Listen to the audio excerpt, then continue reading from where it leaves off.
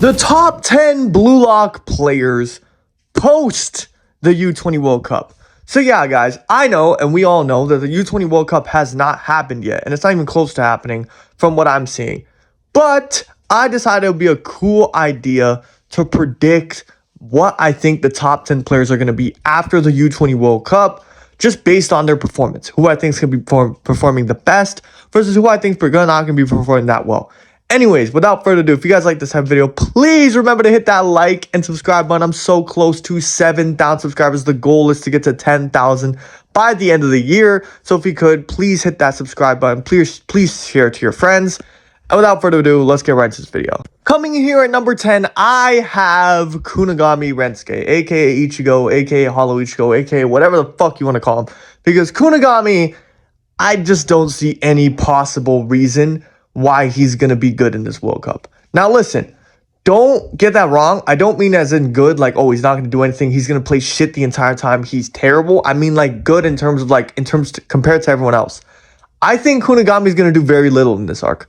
If not, I think Kunigami is mostly going to be tasked with the DM role, maybe getting one goal the entire tournament. I can see him scoring like a long shot, a header, or like a tap in.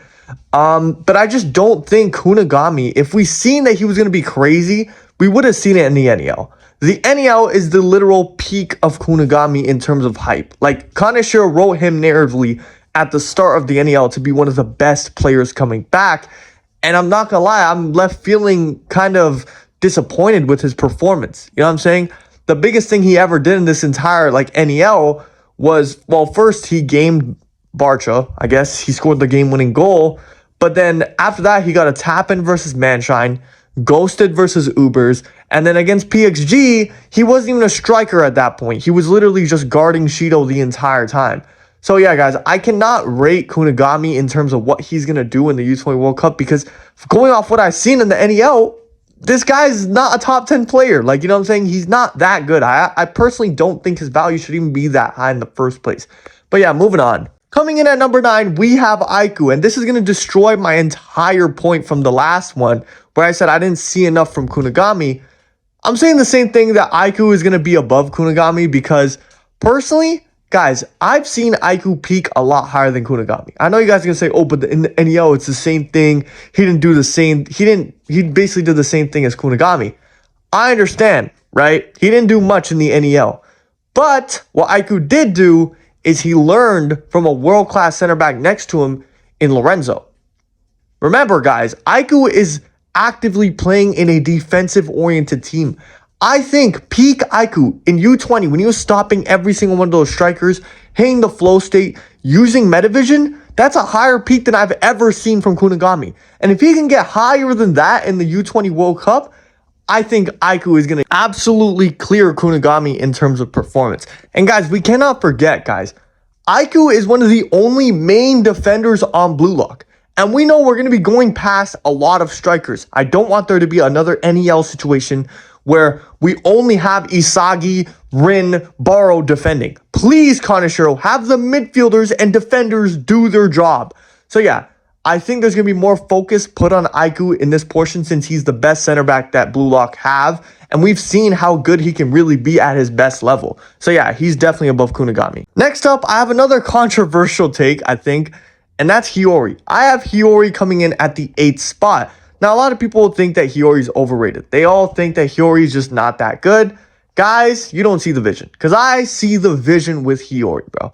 Hiyori is one of the best passers in Blue Lock. Hiyori has Metavision. Hiyori is just a worse version of Itoshi Sai, basically. And Hiyori is a great dribbler as well. He could defend. He could read plays. Hiyori has, since his transformation, become one of the best players in Blue Lock in terms of midfielders. Like, name another midfielder in Blue Lock better than Hiyori. There's literally only like one. So yeah, I really do think that he's going to have a big impact in this U20 World Cup in that midfield, getting assists. And if Itoshi Sai does play, maybe he could learn from him and start acting like him a little bit more. You know, maybe swinging in those crazy passes Itoshi Sai does, dribbling like him. You never really know with Hiyori, bro. But what I am going to say is, yeah, in the NEL, he peaked super high, showing me tons of potential in terms of passing, link-up play with Isagi, defending, reading of the game. He showed me a whole lot of potential, more than Aiku and Kunigami combined.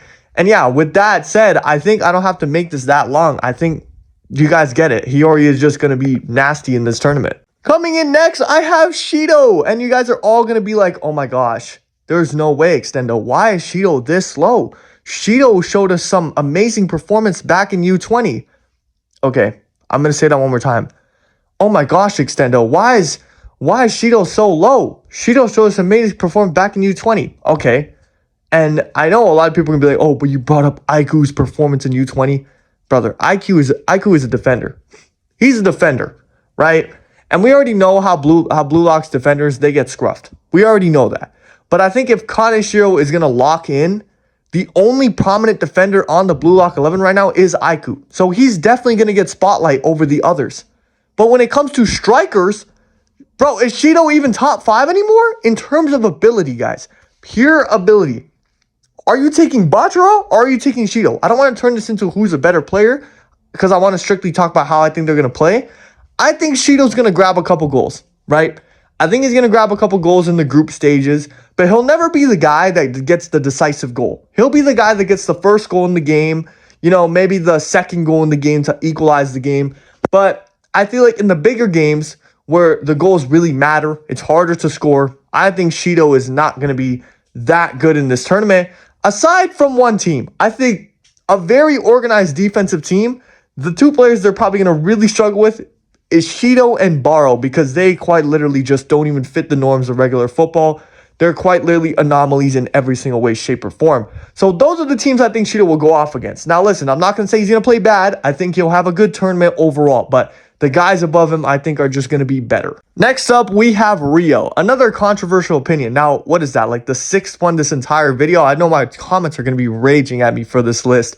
But either way, the reason why I put Rio here is, guys, what just happened to Rio? He literally just lost Nagi. Now, Rio is quite literally probably in severe depression right now. Severe depression. He's probably completely empty. He's like, what the hell? Or Rio could be fired up. Rio could be like, yo, you know what? I'm going to do this for Nagi. I'm going to become the best for Nagi. You know what I mean? And like, well, obviously he wants to become the best himself, but now he just gets that extra motivation since Nagi has got knocked out. Nagi just got knocked out. He's the only one left, and he'd be letting Nagi now by not giving his 100% effort in this. So we all know in the last chapter that Ego basically sent videotapes to the players so they can watch these iconic performances in the World Cup. Guys, Rio's ability is to copy something 99%. Imagine if this guy is able to copy some of these pros' techniques in the World Cup. Along with his added motivation of Nagi being gone, Rio is completely freed from the shackles that Nagi placed on him. Rio is going to be an absolute beast in this U20 World Cup, guys. I'm telling you right now, he's going to be an absolute beast with his copying and just him being able to combine different players' skill sets together to form a complete hybrid.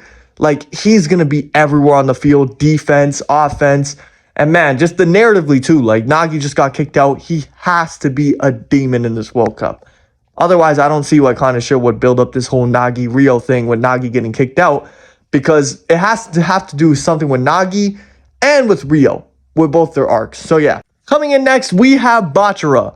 Now, Bachira is a tricky one. I didn't know whether to place this guy one spot up or one spot down. Now, I do think Bachira will score some goals, but mainly I think Bachira will be really good just slicing down that wing. Just completely slicing down that wing and breaking down defenders who are amazing defenders.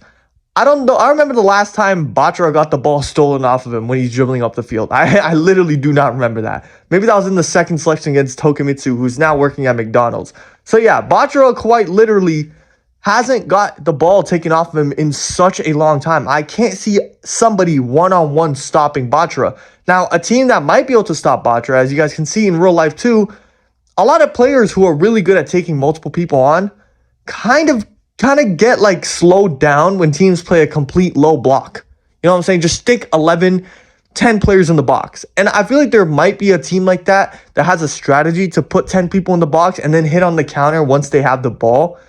And I think in that game, Bachira might struggle. But overall, I think Bachira will have a great tournament, not in terms of goal scoring, but in terms of passing, assisting, and just making plays dribbling past people. And you know what I'm saying? I think that's how Bachira's tournament will be good. Not in terms of him scoring loads of goals. I don't really see that. Coming in at the 4th spot, we have Chigiri Hyoma.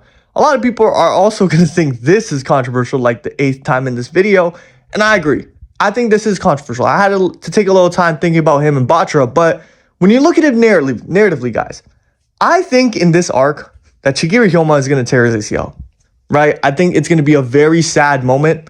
He's going to tear his ACL. But there's a couple of pathways that could go down.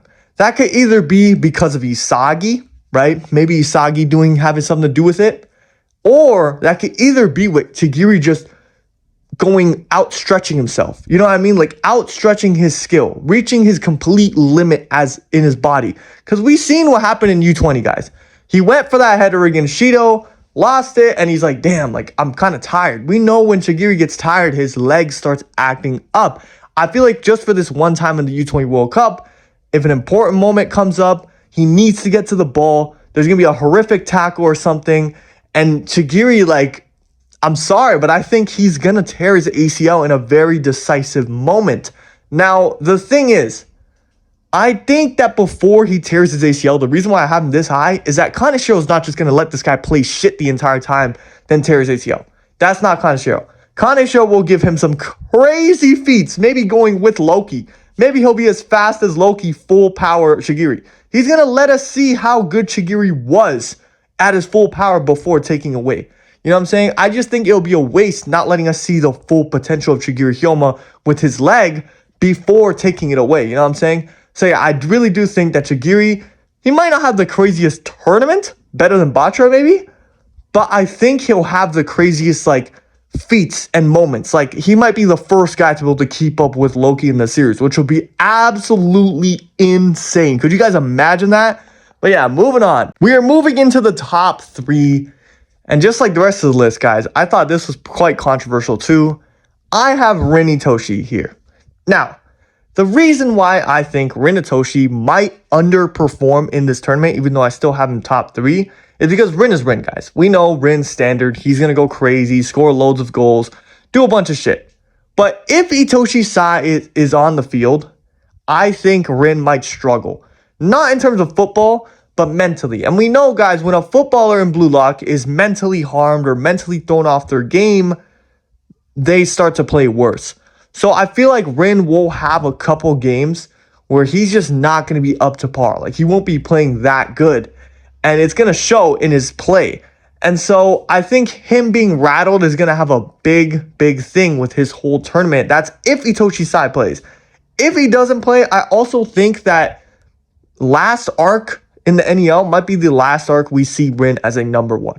I think he might not even be a number 2. But, you know, the author absolutely loves Rin and doesn't like Barou that much. So I don't think Barou will be above him. But in my prediction right here, I think Rin is going to be number 3. And I think he'll have a good tournament, some good moments here and there. But he'll be mentally nerfed for some of this tournament and some of the bigger games. Into the top 2, and I already spoiled it, guys, because Barou is top 2, right? I'm going to cut to the chase right here. I think between Rin, Barou, and Isagi, all 3 of these guys are going to be fighting for the spotlight. They're going to be fighting for the spotlight at the U20 World Cup, guys. And you know exactly what that means. Rin, I feel like kind of is going to get outplayed by Isagi. I just don't see Rin being better than Isagi at this World Cup. But Barou, I feel like Barou will have some moments where he will genuinely look like the best player, U20 player on the planet. You know, it's already stated that Barou and Isagi are going to become the 2 best players like Noel and Snuffy. You know what I'm saying? It's going to be a crazy rivalry. So yeah, I really do think with Barou's unorthodox way of playing, you know what I'm saying, his new skill sets he added, how complete he is as a striker, I just think Barou will definitely be a top 2 performer at this World Cup, and it's going to be raining goals for him. And obviously, like almost everybody predicted at the start of this video, it is Isagi Yoichi top 1. Now, a lot of people might be asking the question, why do you think he's top 1, right?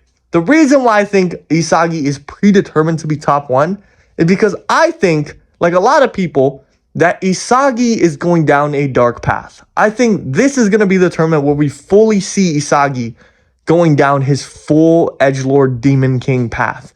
doing anything to win. Literally anything. I think Isagi will get to the point where he's able to completely sacrifice everything for his win, and that includes his teammates, which will take him to a complete different level. And I feel like this whole tournament, the reason why I think he's going to be this ruthless is because he's absolutely going to own Rin. I think he's going to own Rin, and that's going to hinder Rin's confidence or something. I think something like that's going to happen. Now with Barou, we know Barou has a lot more confidence, but I just really think that Isagi is going to be a beast. He's going to be scoring in every single game, basically. I can't see Isagi not scoring. You know, even these big defenses, these big new Gen 11 players, Isagi is going to be sunning them. I think his adaptability is going to go to a whole different level. He's going to learn a whole different skill set of skills in this tournament alone. We know Isagi's the Maharaja of bluelock, so he's just going to keep adapting to these better and better players that he sees. But yeah, I really do think that Isagi, narrative-wise, foreshadowing-wise, is definitely going to be the best at this cup. He's going to be the best. He's going to be the best player at the cup, but I do think he'll make a mistake at the end or do something or fuck something up at the end to mess up his whole image, or his image is going to get messed up with the way he plays football. Just pure egocentrism. Anyways, guys, that was probably a whole lot of yap. If you guys like this type of video, please remember hit that like and subscribe button. Thank you guys all for the support recently on my videos. Share it to your friends who like bluelock. It really helps me out a lot. I'm trying to get to 7,000 subscribers soon and 10,000 by the end of the year. So please just smash that subscribe button. And yeah, man, I hope you guys all have a great day. Goodbye.